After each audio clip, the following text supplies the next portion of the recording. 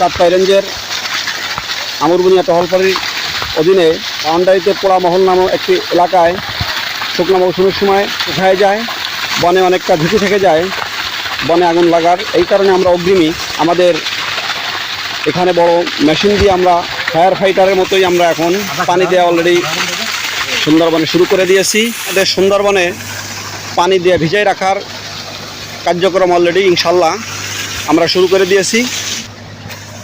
আমাদের টিমের সকল সদস্যরা অলরেডি পানি দেওয়ার কাজ চলতেছে।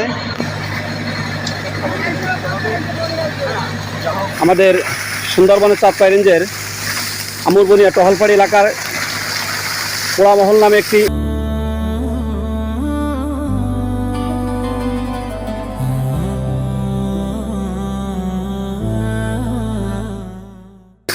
জায়গায় প্রতি বছরের শুকনো মৌসুমের সময় ঝুঁকি থেকে যায়।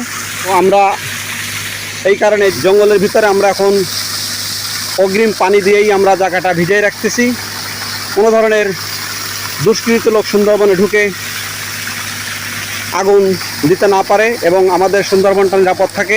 এখানে আরেকটি পানির লাইন জঙ্গলের ভিতর দিয়ে একটি শিলা করে নিয়ে আমরা এখন পোড়ামহলের দিকে যাচ্ছি। আমাদের টিমের সকল সদস্য তারা এখন জঙ্গলে পানি দিচ্ছে।